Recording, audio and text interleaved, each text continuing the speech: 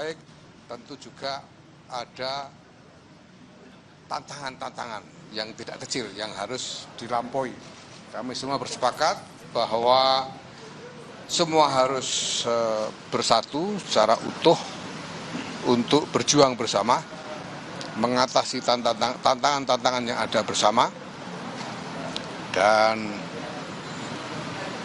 terus-menerus memohon pertolongan Tuhan. Semoga semua ikhtiar yang dilakukan oleh bangsa ini mendapatkan perlindungan dan kekuatan. Dan tentu saja kami akan terus mengingatkan kepada pemerintah di bawah kepemimpinan Presiden Prabowo Subianto untuk terus memegang teguh apa yang menjadi cita-cita dan janji-janji komitmennya. Beliau tadi dengan menyatakan sesuatu yang membuat kami semua sangat berbesar hati, bahwa beliau menginginkan ada pertemuan seperti ini secara rutin.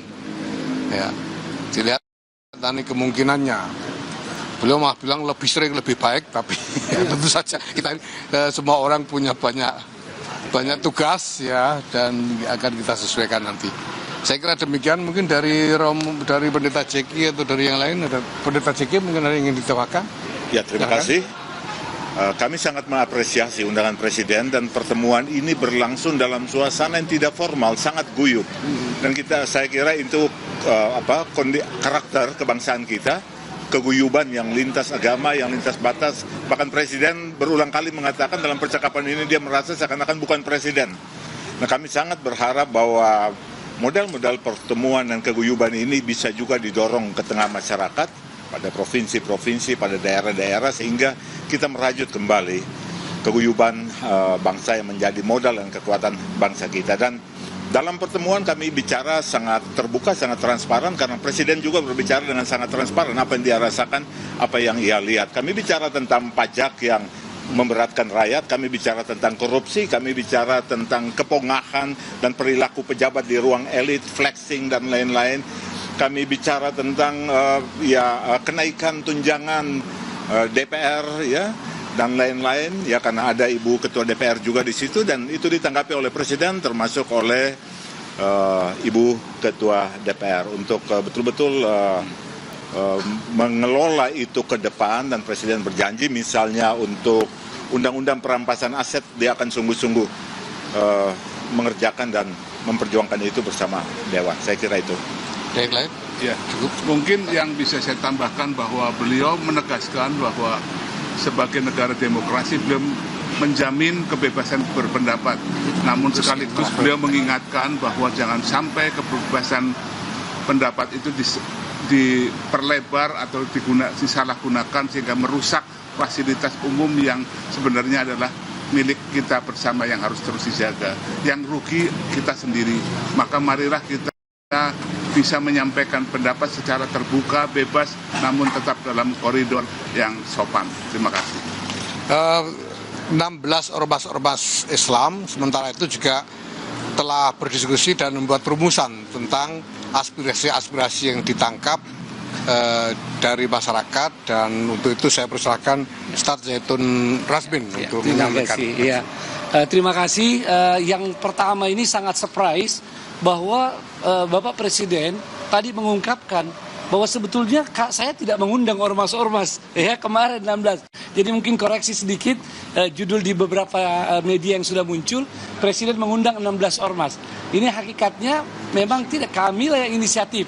Bahkan sejak beberapa bulan lalu berkumpul di PBNU dan PP Muhammadiyah ingin bertemu Bapak Presiden, tadinya membicarakan tentang genosida di Gaza. Tapi begitu ada masalah yang terjadi di negeri kita ini, maka kami lebih kuat lagi, segera bersepakat untuk minta bertemu beliau, menyampaikan juga masalah Palestina, tapi juga yang lebih banyak tentang kondisi negeri kita. Dan Alhamdulillah kami sudah membuat rumusan sebelum ketemu beliau pada tanggal 30 Agustus kemarin ya. Tapi memang kami belum rilis rencananya pada saat sudah pertemuan yang lebih terbuka seperti ini.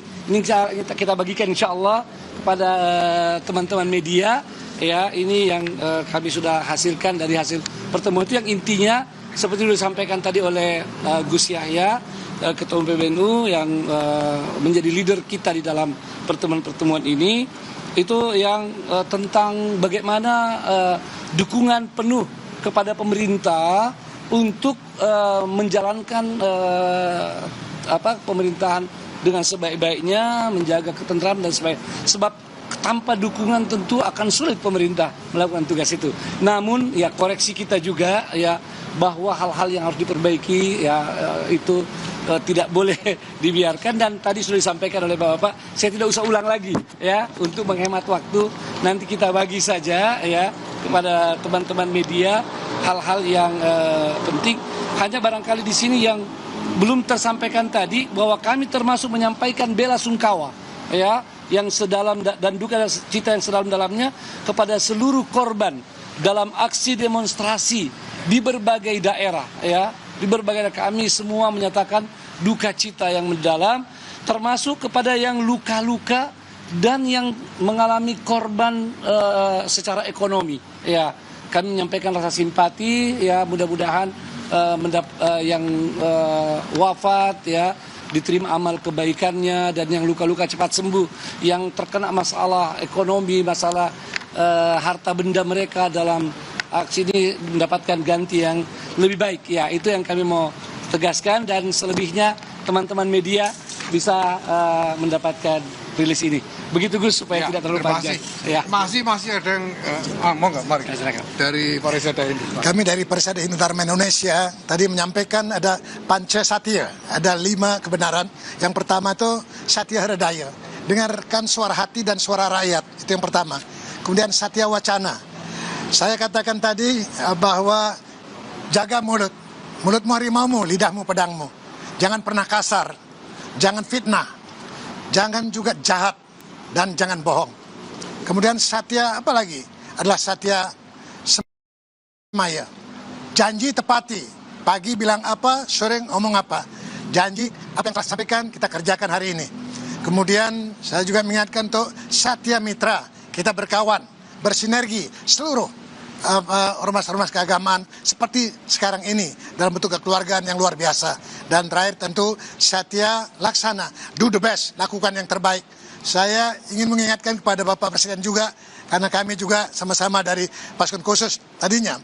Lambangnya itu pisau komando tajam ke atas, jadi harus berani. Jadi kita harus tajam ke atas, tidak hanya tajam ke bawah. Oleh sebab itu kita mengajak kesadaran kita sebagai anak bangsa, mari kita bersatu untuk percaya kepada Tuhan Yang Maha Kuasa. Kita selalu berdoa agar Indonesia tetap dan menuju damai. Kita selalu nyanyikan lagu Indonesia Raya. Mari kita berseru, Indonesia tetap bersatu.